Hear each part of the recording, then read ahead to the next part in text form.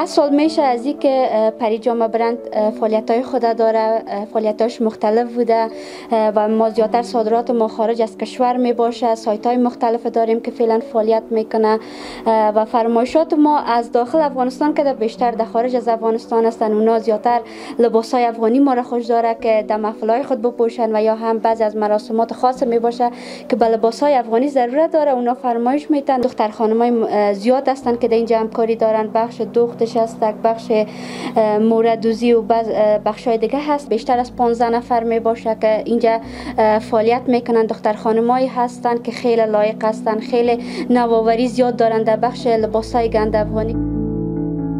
فعلا خب مصروف امی برند هستم، ولی قبلا در بخش رسانه‌های مختلف فعالیت داشتیم، چی تلویزیون بوده، چی یوتیوب بوده، رادیو بوده. مصروفیت ها زیاد بود. خدا را شکر عایدات ما خیلی خوب است.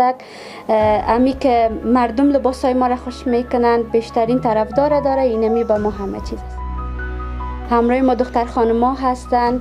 امید ما اینمی هستن که با یک روحی قوی، اینمی که انرژی دارن کار میکنن و اینمی خودشان که هر روز دختر خانمای نو که میبینیم که میاین با علاقه و شوق ذوق کار خود ادامه میده. اینمی خودش به ما روحیه میده که همه چیز رو به خوب شدن است.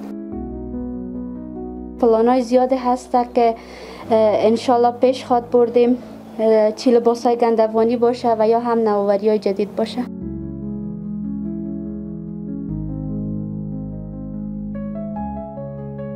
فعلا خودم هم درس میخونم، هم اینجا را پیش میبرم.